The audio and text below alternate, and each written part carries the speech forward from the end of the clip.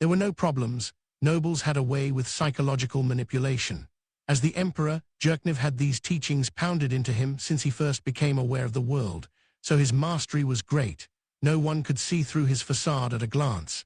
To his guests, he should have appeared as nothing more than a friendly young man. It was important to put guests at ease.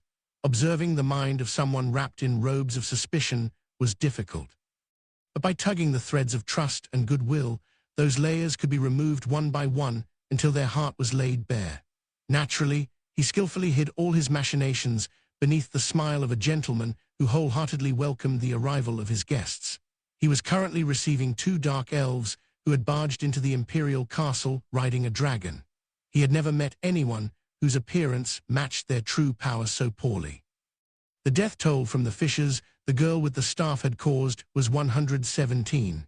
That included 40 imperial guards, 60 knights, 8 arcane casters, 8 faith casters, plus 1 more, a shocking loss. As the knights were the ones protecting the palace, they were elite, but losing them was possible to ignore. In adventurer terms, they were silver rank. The next generation was receiving a complete education, so he had no doubt more knights of their level would appear. Next came the guards. They were the cream of the crop, cultivated with an eye on the Empire's future. It strung to lose half his gold rank equivalents all at once. On top of that, they had been clad in magic armor. Many Ministry of Magic casters had mobilized to make it, and it had taken a great deal of time. Those suits of armor were worth more than their weight in gold. What hurt the most, though, was the loss of the last person, one of the strongest knights in the Empire, unshakable Nazami Enek.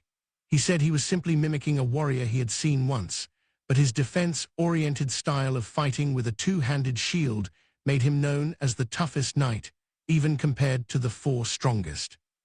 When an individual's valor surpassed 100 soldiers, simply saying that the death of an immensely powerful warrior was a loss wouldn't cut it. It was entirely possible that the Empire's military might have taken a precipitous drop. Jerkniv honestly wanted to douse these dark elves in water or something and chase them away, but he wasn't about to believe that would work on these killers. He wasn't sure if they had come to give a demonstration of their power, but his only choice was to welcome them with a smile. He wasn't going to let them have the upper hand entirely, however. Jerkniv watched every move the children in front of him made. One could learn so much from the most minute details. Jerkniv's senses were so keen he had once discerned that a noble loyal to him and a hostile noble were secretly plotting together, based only on the smell of the same spice in the air. He took a close look to see if he could notice anything. Clothes looksome these messengers from Aints Ul Gaun, the dark elves who had barged into his palace, had extremely pleasant features. They would no doubt fascinate the opposite sex in the future. Those skinny little bodies, all those faces, they ray making no matter how you look at them, they ray just kids. Anyone who didn't understand the situation would grin awkwardly if told these 2 are messengers. The qualifications for envoys responsible for a country diplomats were many. Appearance was critical. Representatives who didn't look the part could cause trouble for their homeland. Aints Ul Gaun should know that much.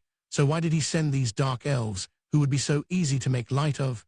Jerkniv spun the gears of his brain into motion. What comes to mind is a demonstration. He knew we would underestimate them. That would give him a way to show us a bit of his power.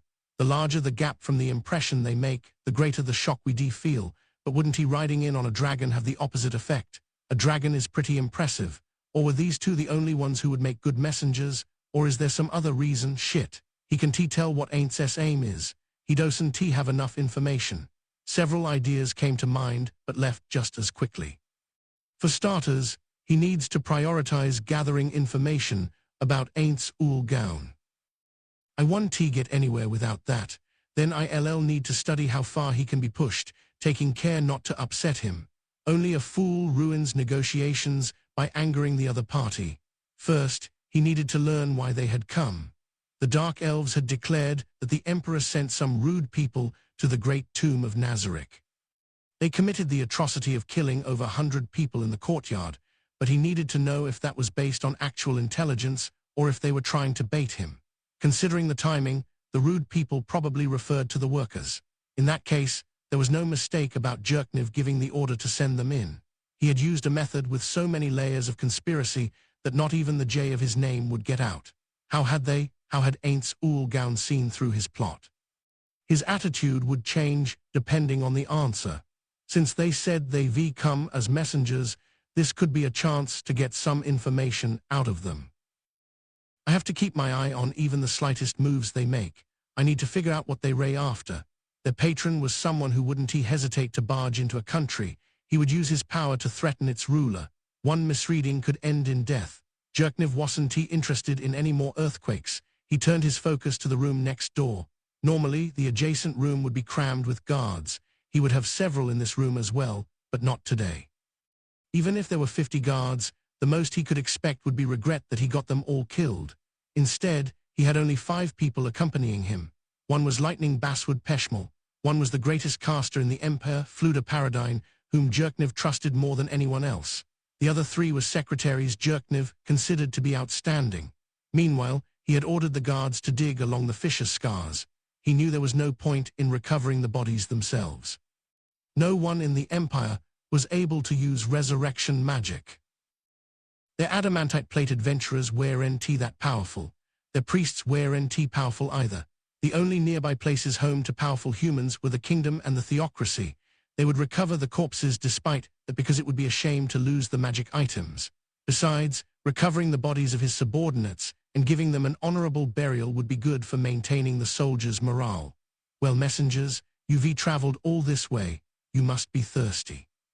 We've also prepared a light meal, so please help yourselves if you're hungry. Jerkniv rang a handbell.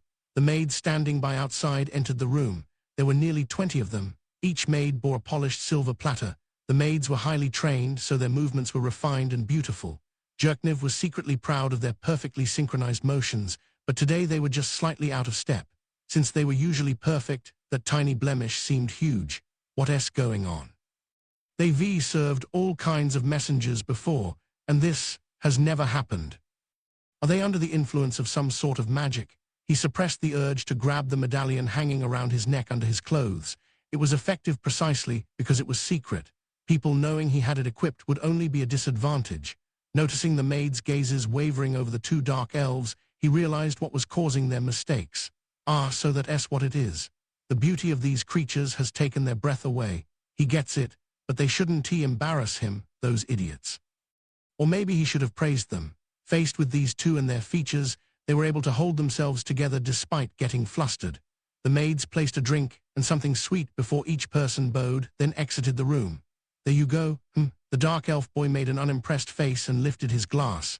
It was a fine item, clear, with intricate details. These sorts of ornate glasses weren't Jerkniv's style, but he still owned a few out of necessity. The dishes used to welcome messengers were a show of a nation's power, while also signifying how important the messenger was. The dark elf boy took a sip of his drink. No hesitation. If he's not wary of poison, does that mean he has magical defense against it? Or did he just infer that I don't have those sorts of intentions? Could there be some other reason? The girl didn't hesitate either. It's not very good, and it doesn't seem to have any special effects either. For just a moment, the boy's pronouncement was a refreshing surprise.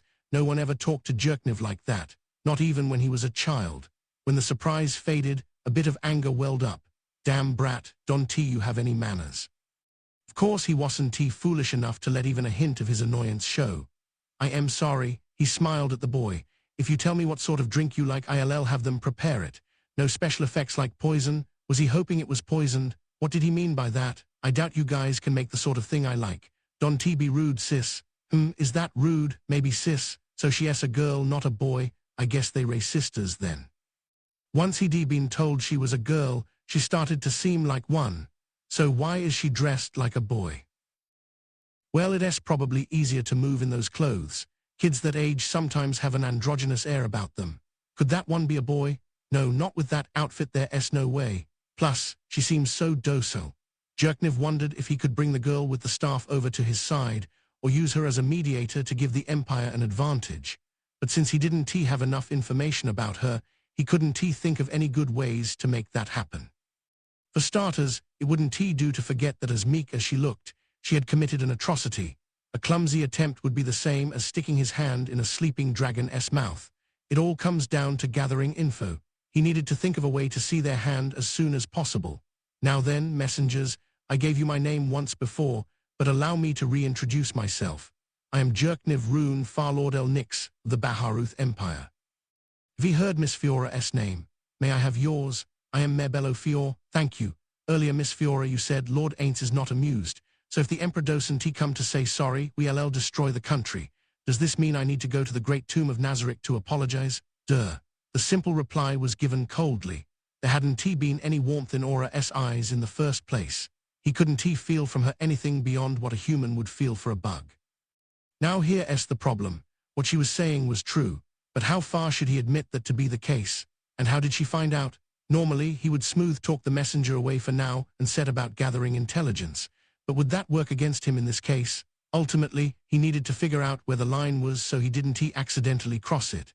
By the way, was it Sir Aints Ulgaun himself who ordered you to come here? Aura and Mare both looked puzzled. Yes, but what does that have to do with anything? Oh, I just wanted to confirm. Jerkniv got to thinking, who is Aints Ulgaun anyway? Dark elves, a tomb, and a dragon it's a jumbled mess.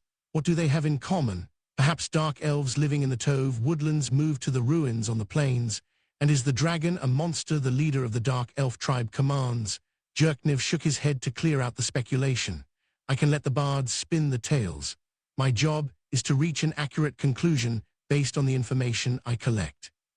The only thing he was certain of so far was that his adversary had to have been gathering information in the Empire somehow. He probably controlled quite the intelligence net, or is Aints Ulgaun skilled at data analysis? Then I need to check something. Did he order you to barge in here on a dragon? Yes, it was Lord Aints' order. Aha, I see.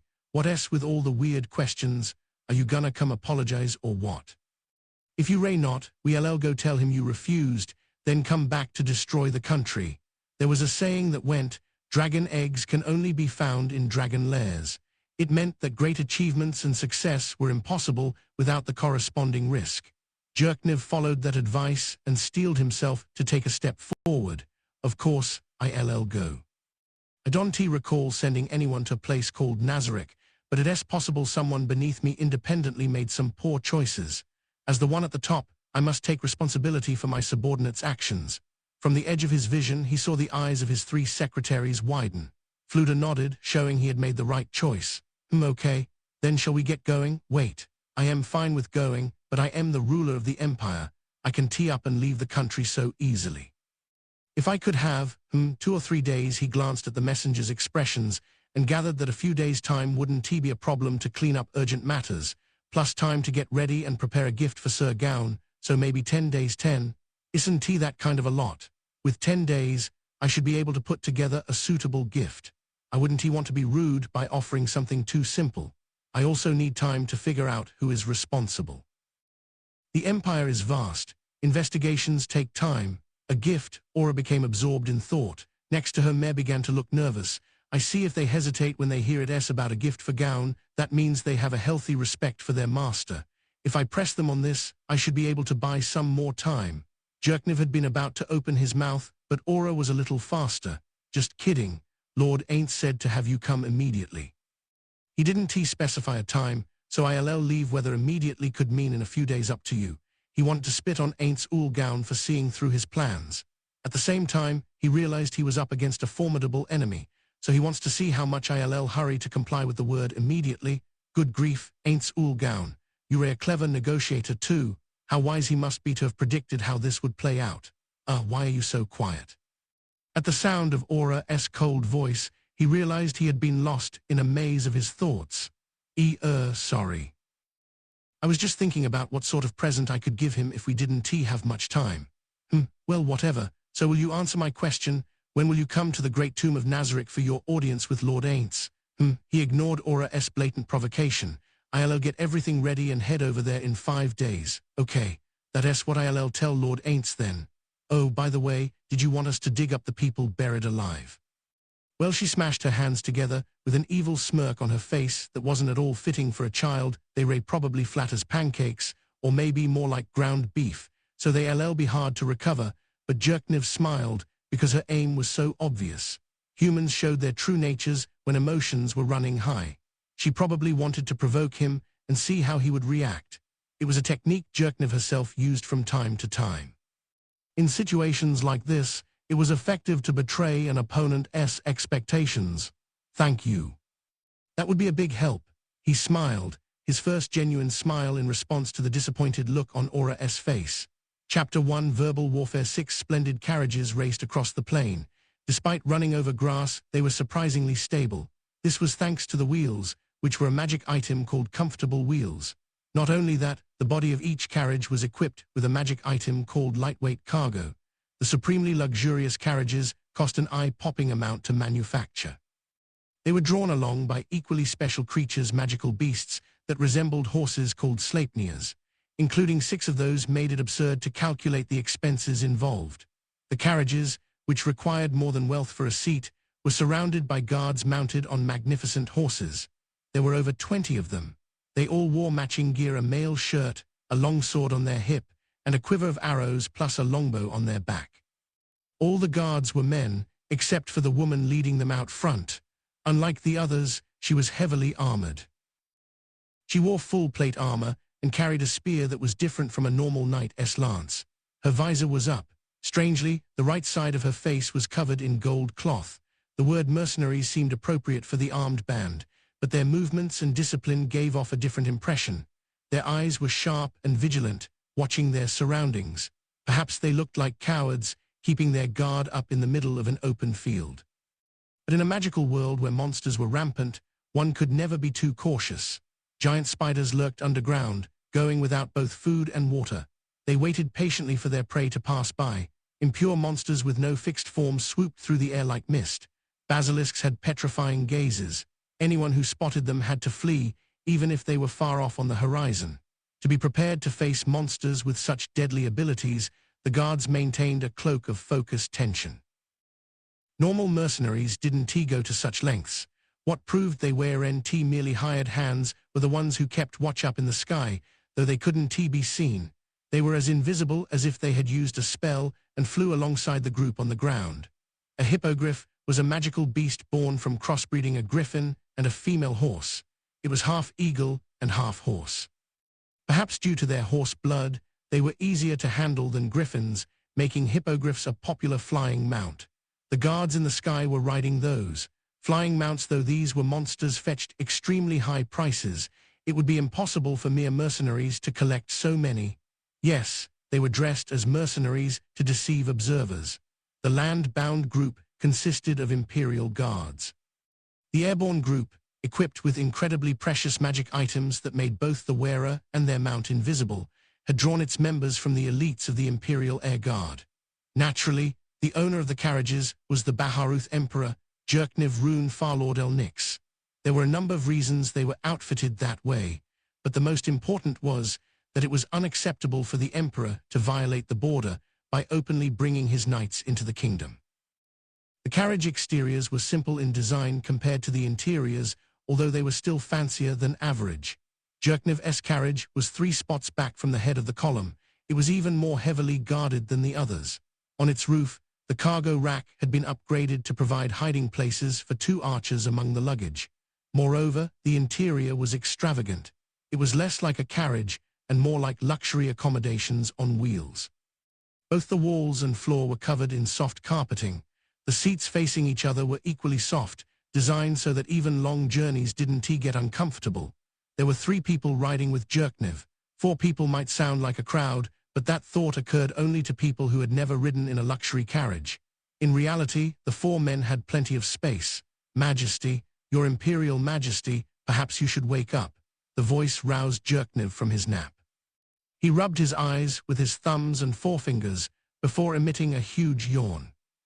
Then with an nhn, he stretched his back. Loosening up his body felt good. Then he yawned again. "You were sound asleep, but it seems you are still tired." The voice that woke Jerknev from his pleasant nap belonged to a secretary permitted to ride in the carriage with him, Reornit Vermilion. He replied with a shake of his head. "Oh no, I am not. I am groggy but not tired anymore. Wow, I haven't had a nap in a while, probably since I was a kid. When I am at the palace, I have mountains of work to do, but on this trip there's nothing. This is the first time I feel grateful to Gown." "Ah yeah, you're always busy doing something. Why is that?" the one who spoke to him as if he were NT the Emperor was the leader of the four basswood. Really, the tone alone warranted a frown, but no one in the carriage did anything. Jerkniv smiled wryly at his overly familiar but supremely capable subordinate. "It is all the fresh blood, Emperor's fault,"